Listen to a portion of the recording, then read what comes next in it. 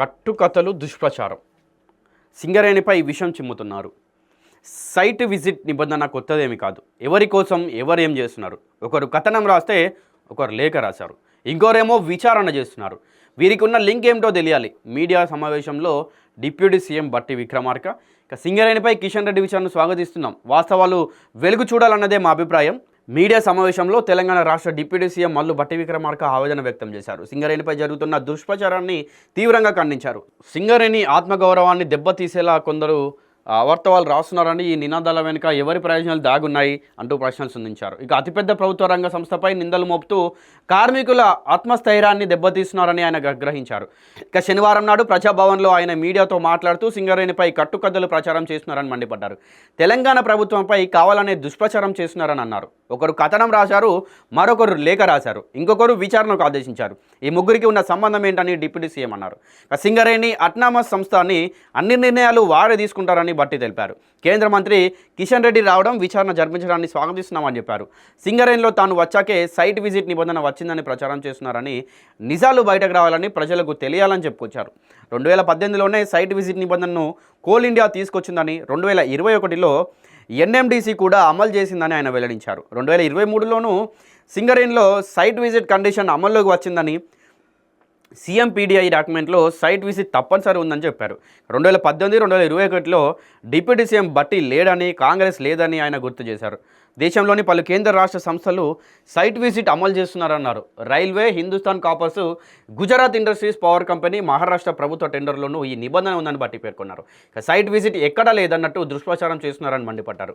దురుద్దేశంతో రాసిన ఓ కథనం ఆధారంగా ఒక నేత లేఖ రాశారని, అపోహలు పెరుగుతాయని వెంటనే టెండర్లు రద్దు చేశామని బట్టి తెలిపారు. నైని కోల్ బ్లాక్లకు బీఆర్ఎస్ హయాంలోనే టెండర్లు పిలిచారని, దేశంలో మైనింగ్ యాక్టివ్లోనూ డీజిల్ సప్లై చేసే పరిస్థితి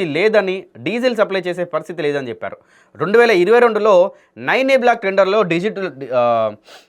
డీజిల్ విధానం మార్చారని వెల్లడించారు. సింగరేణి 25 టెండర్లలో 20 బీఆర్ఎస్ హయాంలోనే జరిగాయని, కాంగ్రెస్ ప్రభుత్వం వచ్చాక ఓన్లీ 5 టెండర్లే జరిగాయని ఆయన స్పష్టం చేశారు. ఇప్పటి వరకు కాంగ్రెస్ సంబంధించిన ఎవరికి టెండర్లు రాలేదని అన్నారు. సృజనారెడ్డితో సీఎంకు సంబంధాలున్నాయన్న వార్తల్లో నిజం లేదన్నారు. సృజనారెడ్డి కంపెనీ శోధ కన్స్ట్రక్షన్ ప్రైవేటు లిమిటెడ్ అని, ఎంపీ దీప్తిరెడ్డి కందాల కూతురని, ఆయన బీఆర్ఎస్ మాజీ ఎమ్మెల్యే అల్లుడని బట్టి వివరించారు.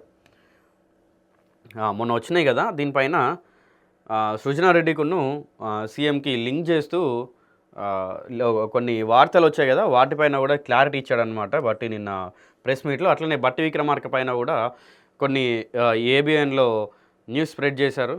సో దాని గురించి కూడా ఈయన మాట్లాడుకొచ్చాడు. ఇక మాజీ మంత్రి ఎమ్మెల్యే హరీష్ రావుకు అసలు ఏం కావాలని, కేంద్రానికి ఎందుకు లేఖలు రాస్తున్నారని ఉప ముఖ్యమంత్రి ప్రశ్నించారు. 2014 నుంచి ఇప్పటి వరకు జరిగిన అన్ని టెండర్లపై విచారణ జరపాలని తనకు లేఖ రాయాలన్నారు. ఇక తాడిచెర్ల నుంచి నైని వరకు అన్నిటిపై దర్యాప్తు చేద్దామని అన్నారు. సీఎం దావోస్ నుంచి రాగానే చర్చించి విచారణకు ఆదేశిస్తామని చెప్పారు.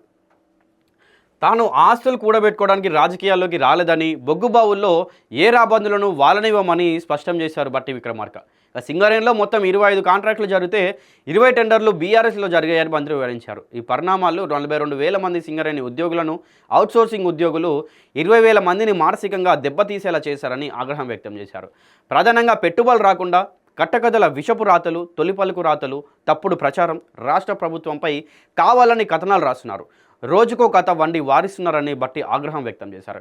ముఖ్యంగా సింగరేణికి సంబంధించిన ఆస్తుల్ని కాపాడాల్సినటువంటి వ్యక్తిగా వీటన్నిటిని చూస్తూ ఉంటే ఏ రాబందులు, ఏ గద్దలు, ఏ దోపిడీదారుల ప్రయోజనాల కోసమో ఈ కథనాలన్నీ వస్తున్నట్లుగా కనిపిస్తుందన్నారు. ఇక ఇటువంటి రాతలతో తెలంగాణకు సంబంధించినటువంటి అతిపెద్ద ప్రభుత్వ రంగ సంస్థ పైన నిబంధనలు మోపే క్రమంలో ఈ రాష్ట్రానికి, సింగరేణికి నష్టం చేస్తున్నారన్న సంగతి మర్చిపోద్దని గుర్తు చేశారు.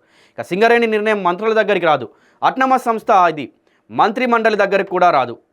ఇంగితం ఉన్న, విజ్ఞానం ఉన్న వారు ఇలా రాయరని తెలిపారు.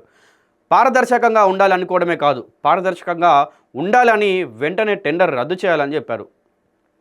హరీష్ లేఖ రాయడం, కిషన్ రెడ్డి విచారణ చేపట్టడం మంచిదైందన్నారు. రాష్ట్ర ప్రయోజనాలు ముఖ్యం, అడ్డగోలుగా ప్రచారం చేసే వాళ్ళ బతుకు బయటపడాలని అన్నారు.